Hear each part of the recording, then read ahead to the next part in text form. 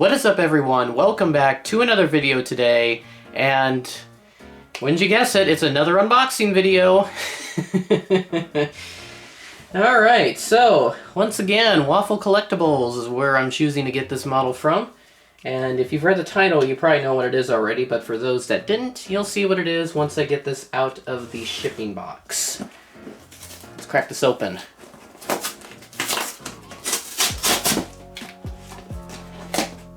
It's the first of its kind for my collection as well. So I'm very happy to finally have this type of aircraft in my collection. Alright, so it looks like we're in now. Remove some of the paper. Looks like a lot of advertisements on the newspaper. And look at that box, that is huge. I was expecting this to be a big box. Oh man, and it is heavy as all you know what. Let's go ahead and unwrap this. Oh yeah, check this out. This is the Lockheed C-5M Super Galaxy. This is based out of Travis Air Force Base. Man, that thing is monstrous. Alright, so looks like he's got his sticker on there. This is the database number, 79651. I'll have a link to that database website page in the description, so if you want to go look at that, then you can.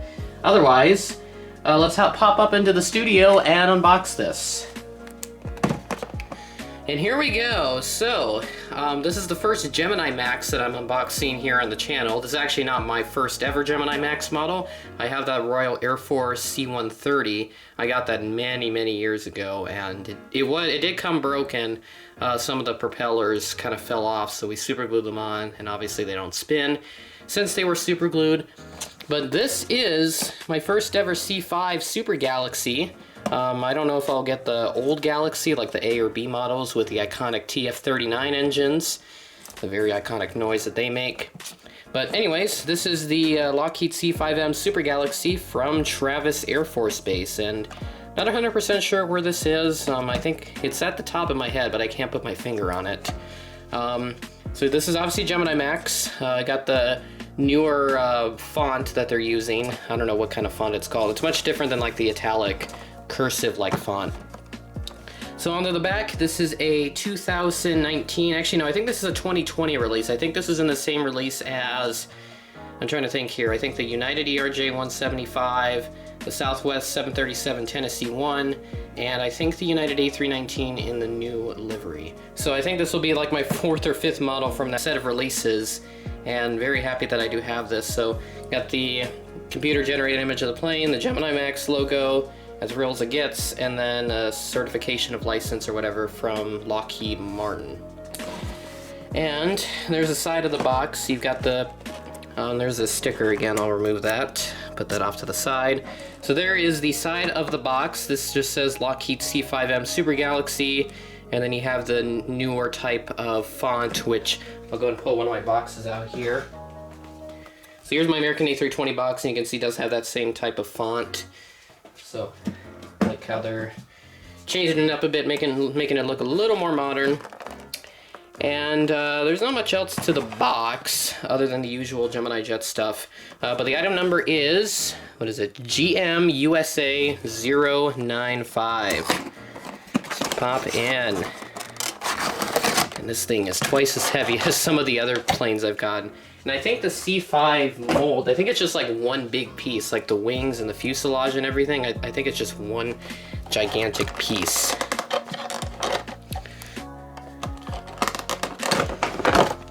Yeah, this cradle box barely fits in my studio. All right, what is a good way to take this little thing out? I'll grab by the tail. Oh, God. And looks like we're good. Holy cow, this is huge.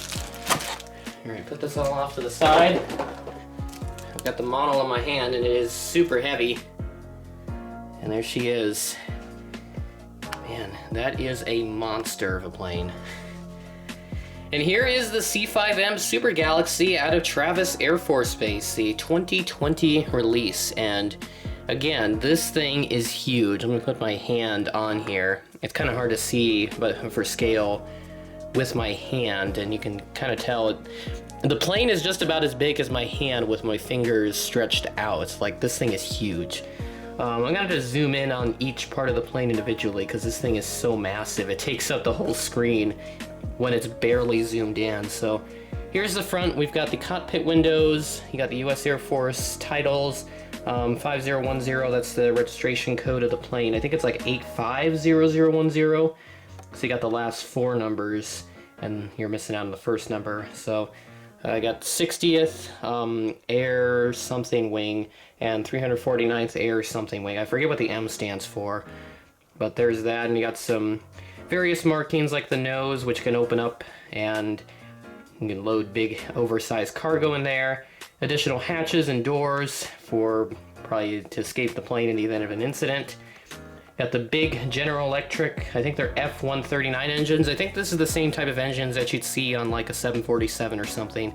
So it kind of sounds just like it, and that's why many enthusiasts are mad about the whole engine change, but it's for efficiency reasons, so you gotta understand it. There's a tiny landing gear, and you got a whole bunch of wheels down here as well. And check that out, this is so cool. There's a tiny stand hole, which I'm not sure if it worked on the same type of stand I have. That's probably for more of the smaller aircraft, so I assume not. So there's the wing tip, since it wants to focus on there.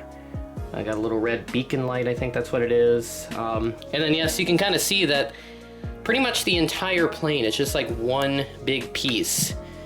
So there's no like seams or anything for the wings. I think really the only seam would probably be up by the tail. So I'm going to zoom back in on the fuselage. You got additional doors, you got the U.S. Air Force logo, and then there's the tail. So you got the American flag, AMC, and then the Travis banner, which is white, and then there's like a little thing on the right side, not sure what that is. Let me grab the box. Alright, so here's the box. Actually, yeah, it's a bear, so I'm assuming that's probably California, because the flag of California has the bear on it, so it's probably California. So there's a Travis banner again with the bear, so I'm assuming it's probably California. 50010, and then you have the Super Galaxy titles underneath. And there's some other detailings around here. A little bit of detailing on the APU, I think. If you'll even focus on that part. It's like a little gray dot, I think. I'm not even sure if it even has an APU because this thing is so huge. And then I think underneath there's some additional markings. If I can get to focus on that. Yeah, there's some markings down there. I thought it was text, but it looks like it's just a bunch of, they look like vent holes or whatever. And you got some other markings underneath. I'll go and zoom out a little bit so you can kind of see them, but there's some additional markings for loading and unloading. I don't even know what's going on. There's a bunch of random people passing by my house at high speed, probably on their loud motorcycles.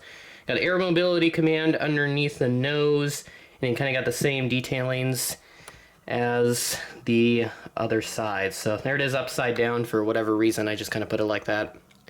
But I think I've shown you the rounds of this whole plane, but this thing is huge.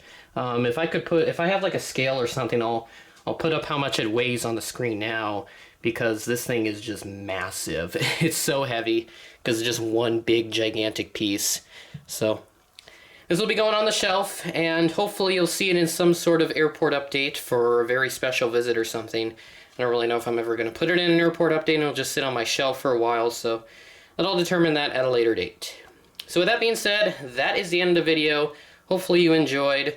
Thanks for watching, and I will catch you in the next one.